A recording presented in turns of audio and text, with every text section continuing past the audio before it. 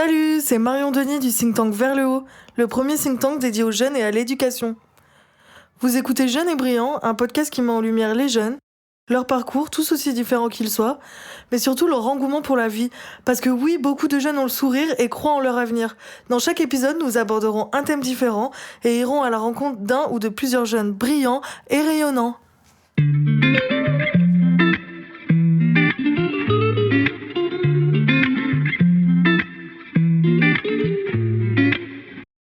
Dans ce second épisode de Jeunes et Brillants, je suis allée à la rencontre de Bastien, un jeune de 23 ans qui va nous raconter son parcours et sa jeunesse dans une petite ville en région, ses années lycée, ses réussites et ses ambitions pour l'avenir. On a un peu tendance à opposer la jeunesse de Paris et celle des régions, comme si grandir en région était forcément un frein pour réussir sa vie. Pourtant, en province aussi, il y a une jeunesse créative, dynamique et surtout qui aime son petit coin de France et de bonheur. C'est à cette jeunesse que j'ai voulu donner la parole aujourd'hui.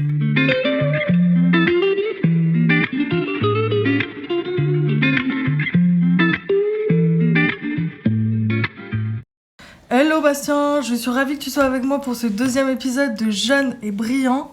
Aujourd'hui, tu vas nous raconter un peu ton parcours, d'où tu viens, puisque tu as grandi à Issoudun, une petite ville du Berry. Exact.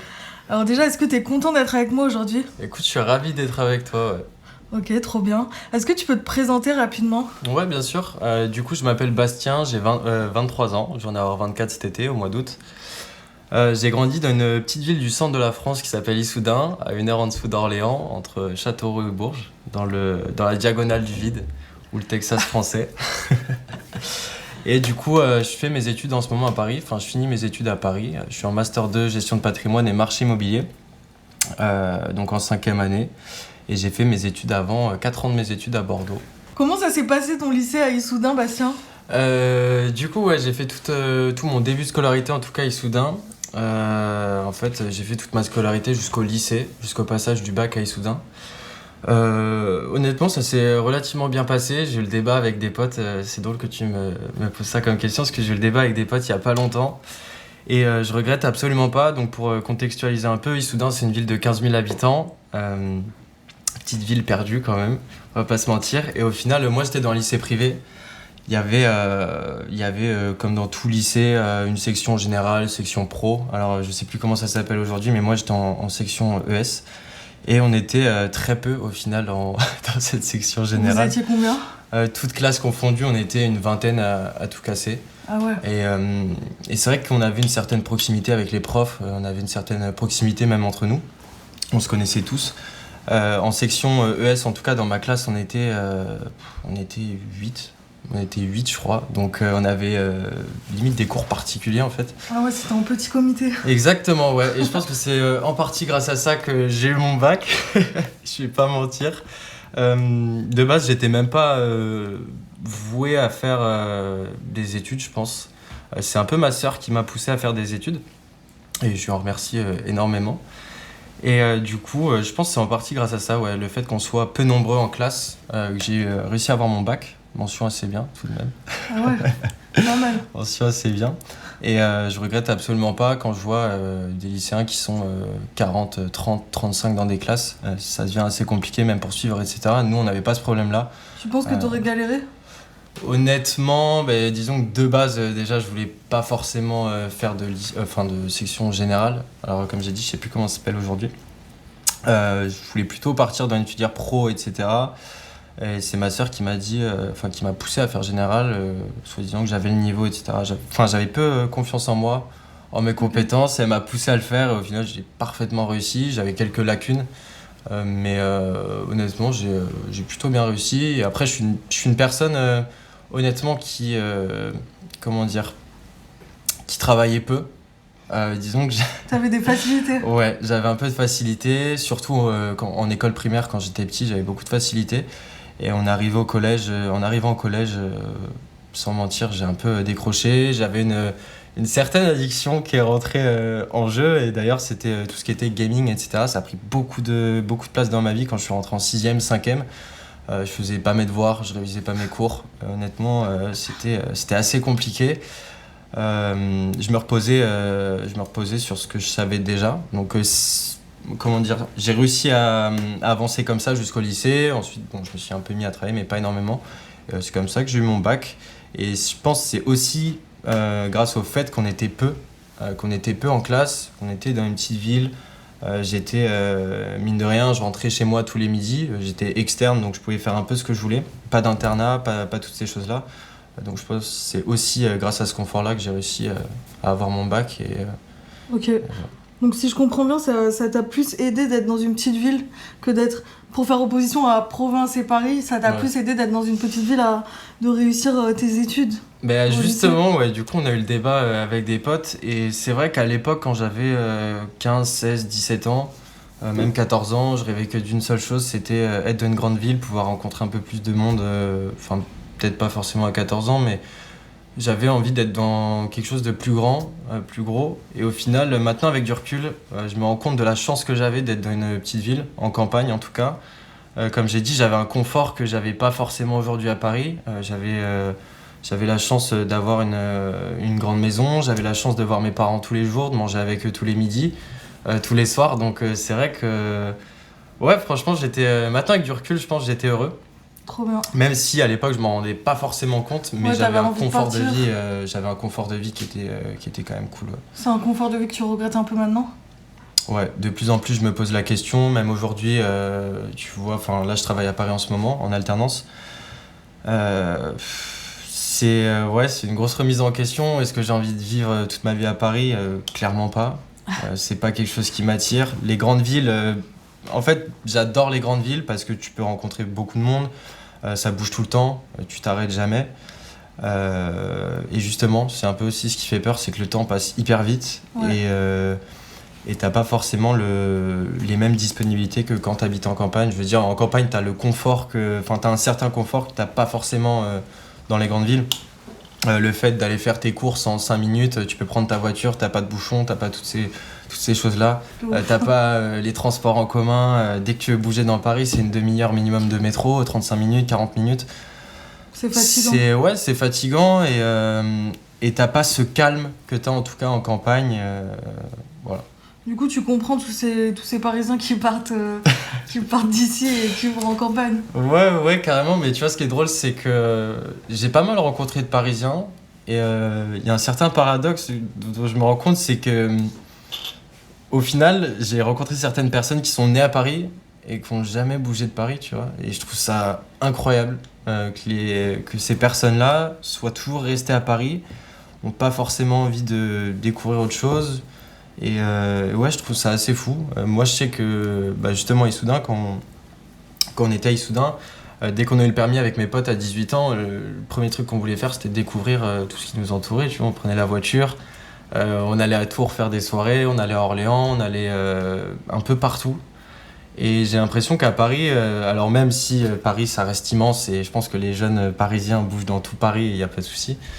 Je trouve ça fou qu'ils n'aient pas forcément envie de découvrir d'autres choses. Comme nous, en tout cas, on en avait l'envie. Et je sais qu'à 18 ans, ouais, j'avais beau être à Issoudun, je suis parti à Paris faire des soirées, à Orléans, à Tours, même à Clermont, ça nous est arrivé. On partait en vacances un peu partout et voilà quoi. Ok.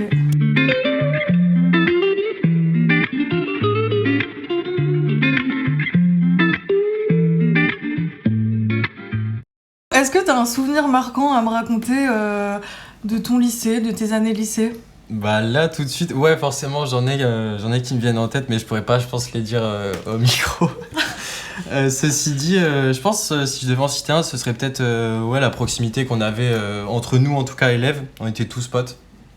Même au lycée on était à peu près tous potes, il n'y avait pas vraiment de... C'était bienveillant comme ambiance ? Ouais, c'était assez bienveillant. Alors après, comme dans tout lycée, je pense qu'il y avait quelques embrouilles, mais c'était hyper bienveillant. Et proximité aussi qu'on avait avec les profs, c'était assez marquant. Et puis toutes les soirées de fin d'année, toutes ces choses-là, où même il y avait les profs qui étaient conviés et tout, c'était hyper cool. Ils étaient cool tes profs ? Ouais, tu vois, comme tout prof, il y en a qui étaient plus ou moins cool, mais franchement, comme je t'ai dit, vu qu'il y avait une certaine proximité, ouais, honnêtement, ils avaient vraiment envie de nous aider, de nous suivre, de nous pousser en fait, tout simplement, de nous apprendre. Et je pense qu'en tant que prof, c'est plus simple de gérer des classes de 10 élèves, 15 élèves, que des classes de 40, carrément. Quoi. Ok.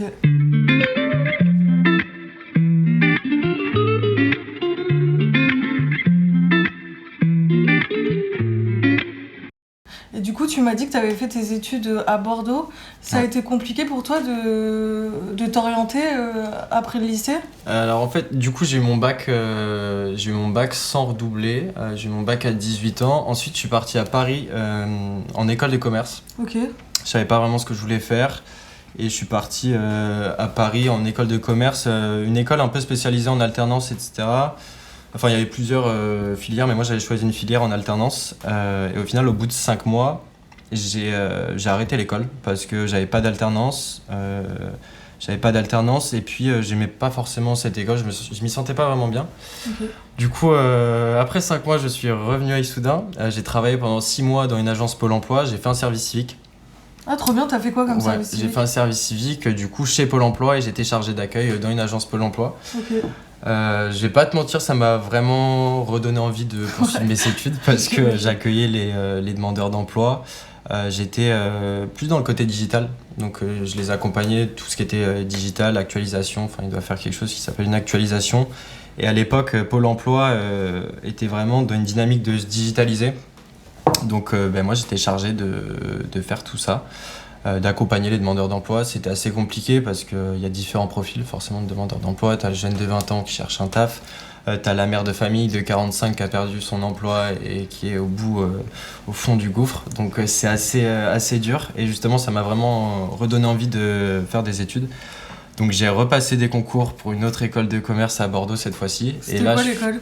C'était l'INSEC. Ok. Et donc j'ai été pris.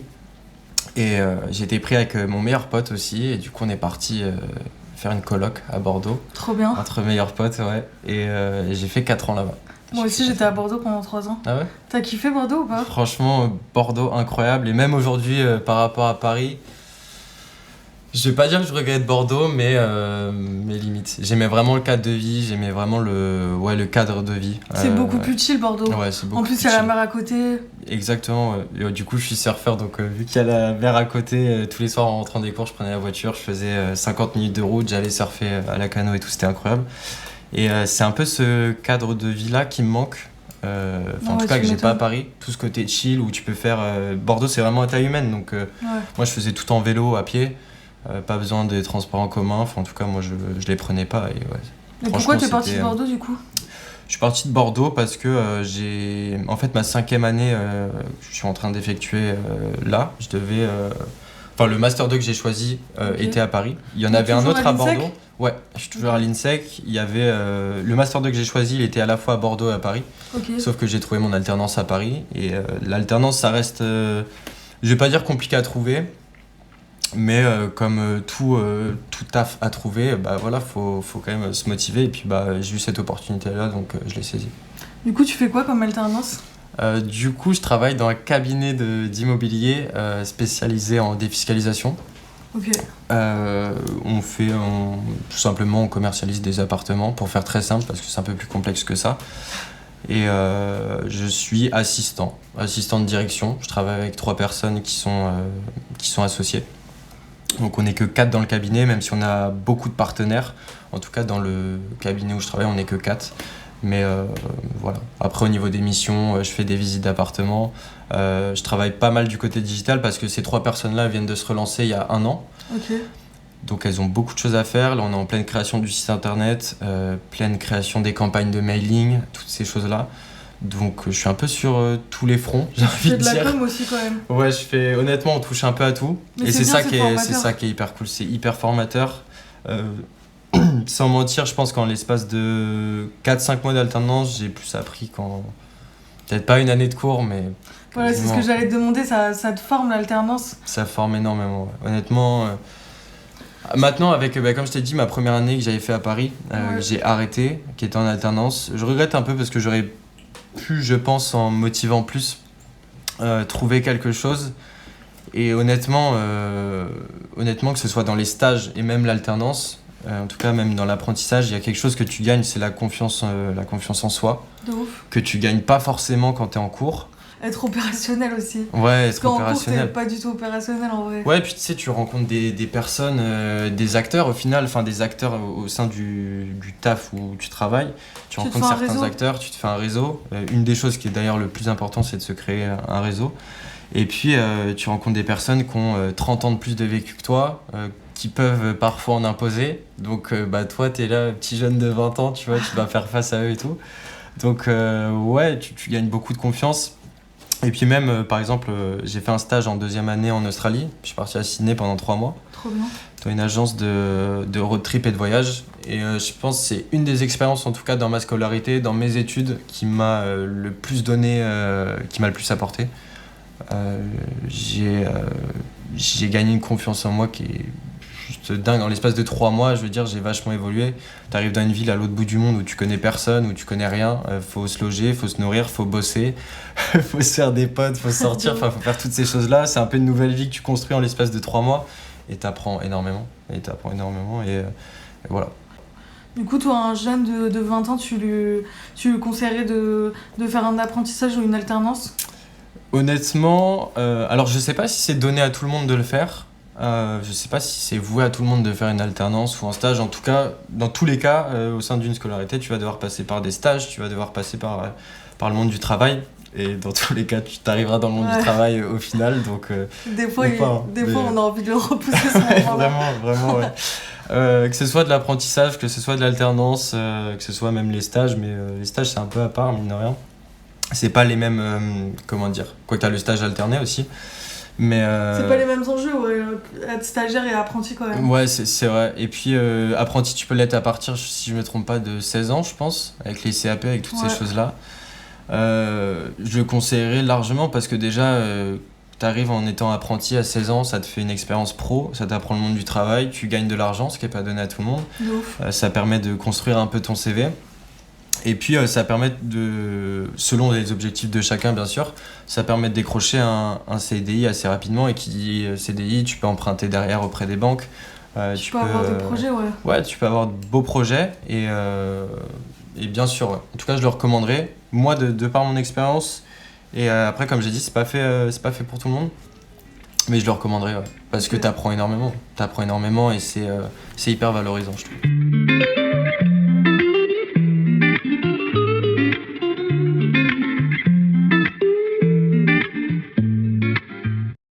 Et du coup, qu'est-ce que tu comptes faire après ton alternance? Bah écoute, c'est une bonne question, c'est un peu le dilemme que j'ai en ce moment. Comme je disais tout à l'heure, l'avantage de l'apprentissage, de l'alternance, c'est que en débouché, tu peux avoir un CDI. Donc c'est un peu ce qui est en train de se passer avec moi. Je me plais énormément au travail où je suis.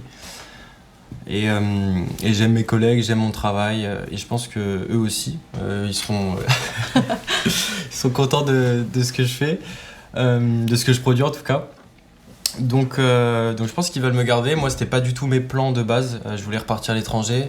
Parce qu'en troisième année, je devais partir à San Francisco en échange universitaire, mais je suis pas parti à cause du Covid. Ah ouais. Ça m'a un peu ruiné le plan. Mais du coup, ouais, là en ce moment, mes deux idées, c'était de repartir à l'étranger, au moins 6 mois, 1 an, pour travailler, pour découvrir, pour Ok. explorer le monde qui nous entoure. Mais du coup, on va certainement me proposer un CDI, donc c'est un peu un dilemme dans ma tête. J'ai pas encore fait le choix. Je pense que ça va dépendre de certaines conditions. Mais dans tous les cas, ce sera soit le CDI, soit je repars à l'étranger. Et à l'étranger, j'aimerais bien bosser, en tout cas, essayer de trouver quelque chose qui puisse me rapporter de l'argent à partir d'un ordinateur pour me mettre, Ah ouais, pour travailler à Ouais. distance. pour travailler un peu à distance en Pour être remote. un En remote, nomade. ouais, exactement. Pour bosser en remote, comme on appelle ça. En tout cas, ce serait un peu l'objectif d'être indépendant et de pouvoir faire de l'argent. Ce serait cool. Trop bien. Et pouvoir travailler depuis la Thaïlande, depuis Bali, depuis enfin, n'importe où, quoi. Donc on va voir ce qu'ils me proposent au niveau du CDI et puis on verra bien, quoi. En tout cas, t'as envie de voyager. Ouais, j'ai toujours cette envie de voyager. Comme j'ai dit tout à l'heure, j'ai jamais autant appris qu'en partant à l'étranger.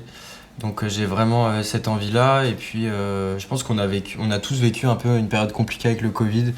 Le fait d'être enfermé, le fait de pas voir beaucoup de monde, d'être un peu tous perdus. En tout cas, moi, c'est le ressenti que j'ai eu avec pas mal de personnes. Et puis c'est le ressenti que j'ai avec pas mal de personnes qui finissent leurs études. t'arrives à un point où bah voilà, t'as fait 3, 4, 5 années d'études, tu sais pas trop ce que tu veux faire derrière. Moi en tout cas ce sera bah, comme j'ai dit soit le CDI, ce qui me permettra d'apporter une certaine sécurité, pouvoir emprunter de l'argent, pouvoir payer le loyer, tout ça. Et, ou alors soit partir à l'étranger pour bosser ou pouvoir alors voyager, profiter de mes passions, que sur la musique, le surf, la moto, toutes ces choses-là, et puis on verra bien quoi.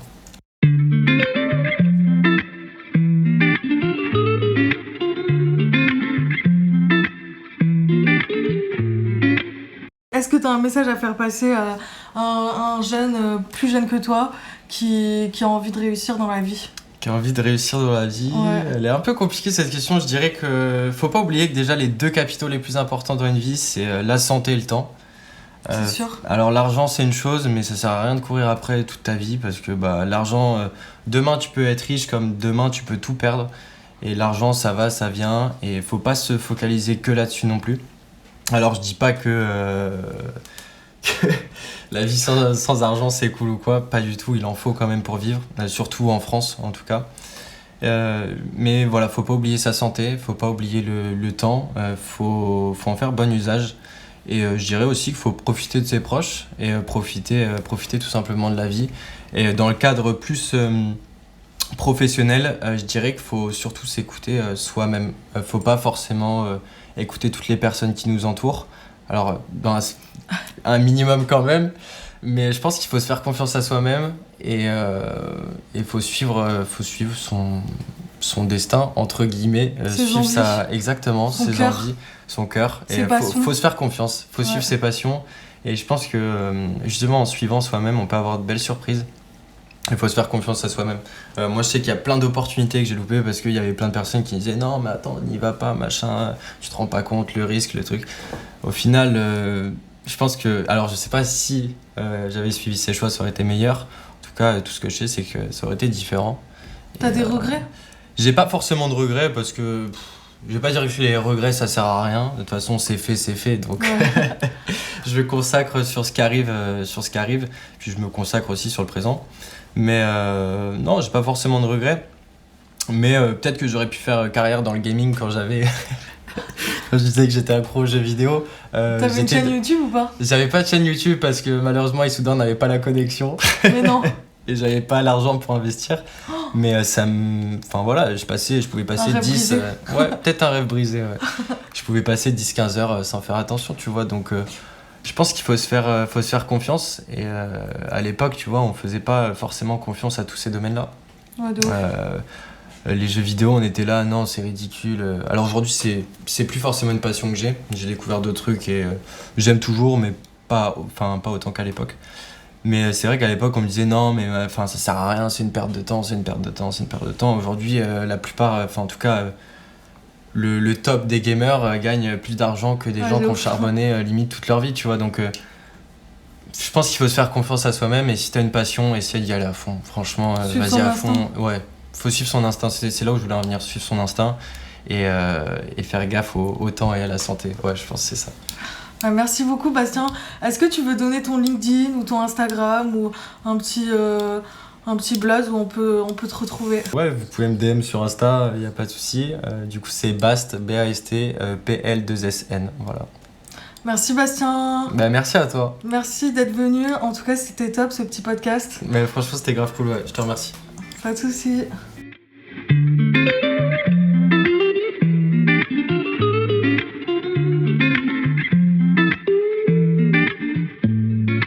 Merci d'avoir écouté Jeune et Brillant. Pour ne rien manquer de nos actus, suivez-nous sur nos réseaux sociaux @verslhaut et sur notre site internet verslhaut.org. Bye.